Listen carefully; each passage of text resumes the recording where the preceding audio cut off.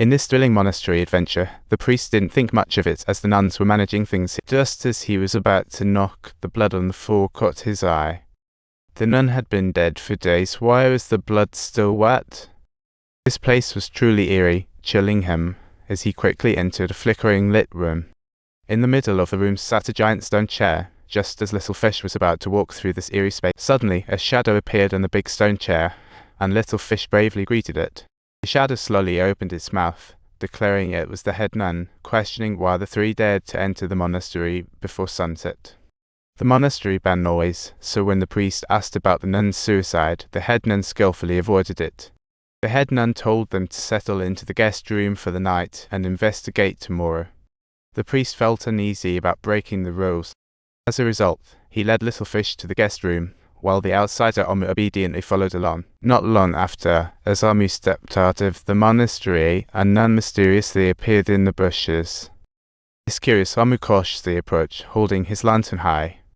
He saw the nun heading toward the graveyard with a rope, and worried something bad was happening, he hurried after her. Suddenly, Omu was so startled that he pushed her away and dashed into the graveyard, but it seemed she didn't dare follow. Meanwhile, the oblivious priest and Little Fish were chatting about some light stories.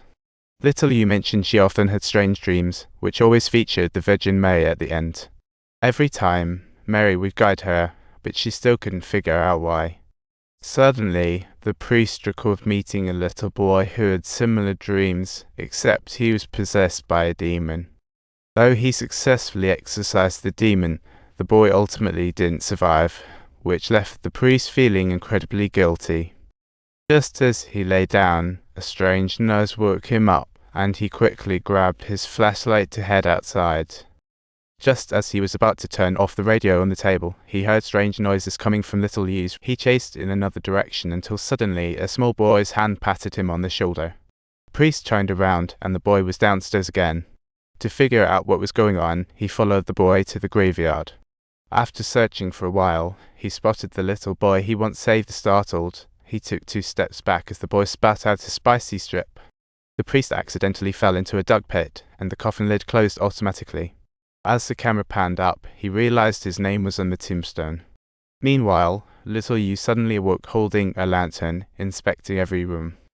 Oblivious to the shadow behind her, she stepped out of the guest room and accidentally walked into the prayer room, where several nuns were praying quietly.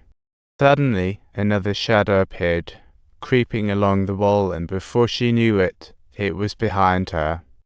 The group of nuns disappeared without any apparent reason, which frightened Little Yu so much that she fled in panic and exactly heard the priest cry for help. She quickly followed the sound toward the graveyard, but when she shouted the priest's name, the graveyard bells began to jingle, causing confusion over who was real. No, who was real? Little Yu had no choice but to close her eyes and meditate, finally locating the priest. Confirming the priest was under her feet, she hurriedly grabbed a nearby iron guard, while the priest sensed an eerie silence behind him. He felt something creeping up behind him. Just then, a large stone hand clutched him from behind, making him yell. Subtitles. Hurry, hurry, he yelled out loudly. At that moment, the thing behind him vanished too. He quickly pushed the wooden board away and climbed out, only to discover a few books in the coffin. Thinking they might come in, he decided to take the books back to the monastery and explore the truth in the morning. At dawn, they returned to yesterday's room, but since the priest couldn't enter, Little Yu had to investigate alone. As she entered the courtyard, she saw a nun flash by the second-floor window and hurriedly gave chase. Arriving at the church, she saw the nun praying on the stairs and reached out to touch her, but was yanked back by another nun. The nun told Little Yu that interrupting others while praying was absolutely forbidden, as it was their tradition.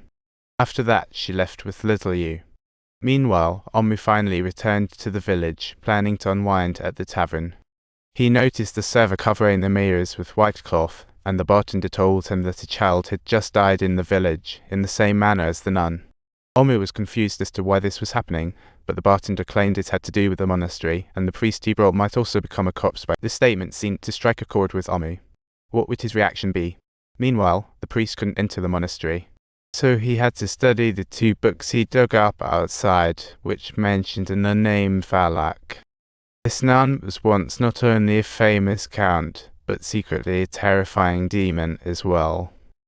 Before he was able to finish reading the book, the large iron door behind him closed automatically.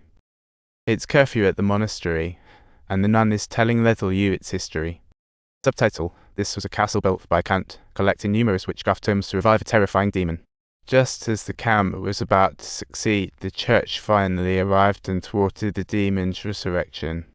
Kindly please subscribe to our channel for more mysterious stories and thrilling adventures.